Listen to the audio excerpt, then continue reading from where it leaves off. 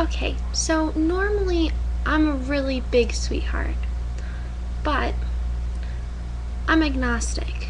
My parents have been shoving their Christian religion down my throat for the past 6 years. Since 6th grade, basically. And I'm sick of it. I gave it the benefit of the doubt. I tried their ways and their methods, but I did not agree with them. I did not like them. I didn't like how all of the church came before me with my dad. I'm a big daddy's girl too. So when my dad told me that he loves Jesus and God more than he loves his own flesh and blood, that didn't help his case any. So I really can't stand going to church anymore. I don't even like hearing about church or religious things. When a religious thing is on television, I change it. And I don't think it's so much that I hate church and that I don't believe in God, because I believe that there is a greater being out there. I'm agnostic. I believe that there may or may not be a higher being out there. So I'm not disputing whether there is or is not. But I have too much in my life right now to be stressing over and to be worried about something that could or could not be. But my parents keep trying. My dad and my stepmom keep trying over and over again. I come home from my mom's, I go through my stuff at my dad's, and I find Bibles that I have given away for years, the same Bibles over and over again. I put them in the giveaway pile as they tell me to. They tell me to put things in the giveaway pile that I don't use, and the Bible is one of those things that I do not use. So I put them in places where they'll get rid of them and they'll get the use that they need, the use that they want to be used for, and everything. But my parents don't seem to get the hint because they keep putting them back. And I swear, the next time I find a Bible in my stuff, I'm going to take it outside and I'm going to burn it. If they want me to use it, I'll use it to keep me warm. That is all. I'm not a big religious person at all. No.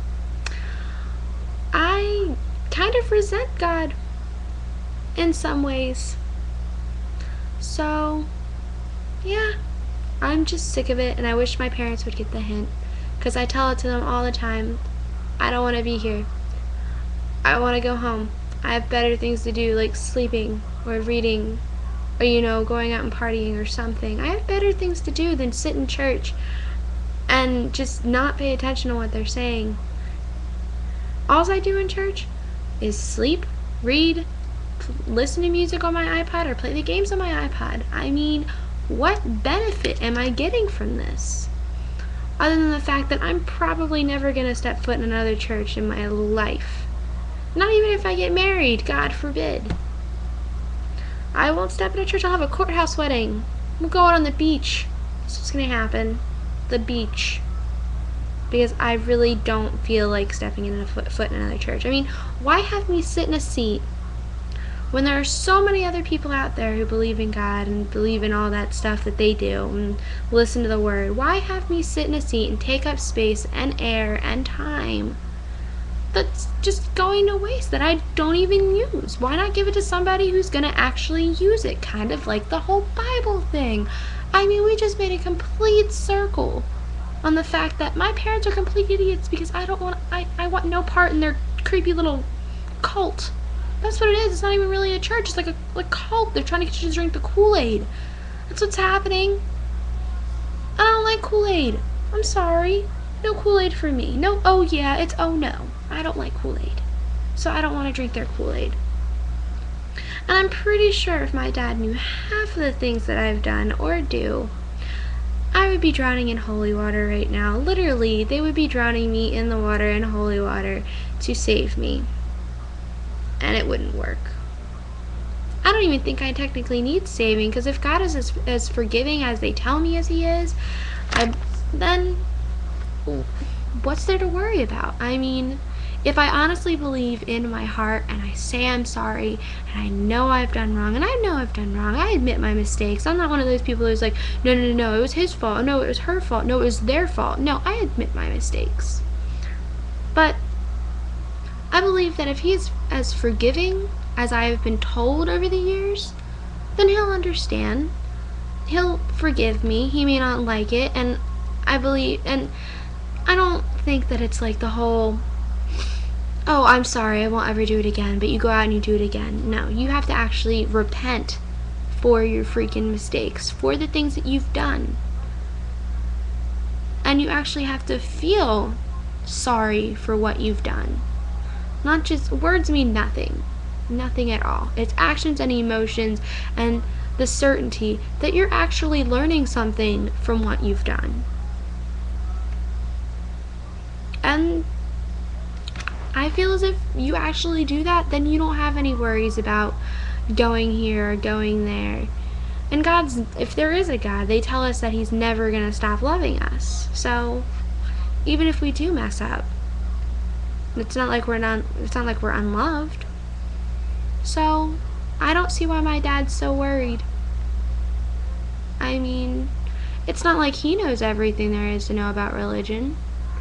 And some of the things in the Bible I don't agree with, and most people don't agree with. But am I supposed to devote my whole entire life, everything I do, to one person that I don't even know? A person that, even though he tells us not to be selfish, he's selfish himself? I mean, they say children learn from their parents. They copy their parents. They imitate their parents in what they do, which is why we learn, which is why we have the personalities we have. I mean, yeah, we make them our own. We do our own things, but we had to learn how to do all this from somebody. So we learned to be selfish from God. They say God is our Father, and we are his children, and children learn from their parents, and God is selfish. So we learned from God how to be selfish. And then some people may dispute the fact that the devil is selfish, and that's where we learned it from.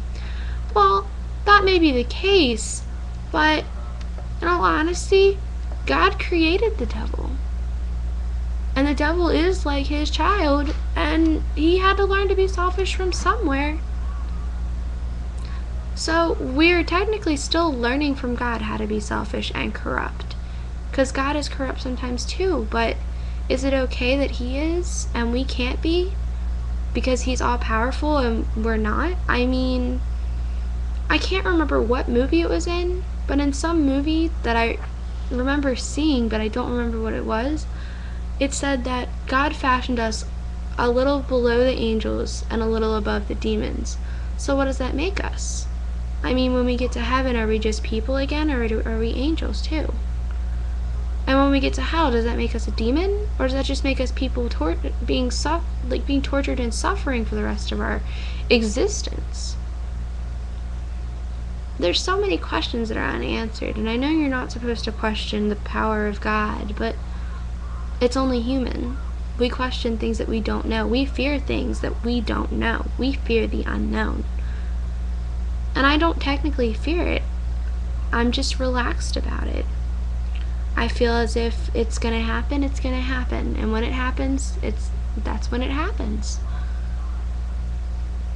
I may regret it later, or I may love it later. I'm never gonna know. Not until that time comes.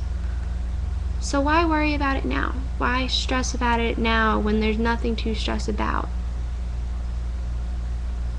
What's the point? Why not just live a happy life and be happy, but still have morals and guidelines to your life? I don't see what's stopping you.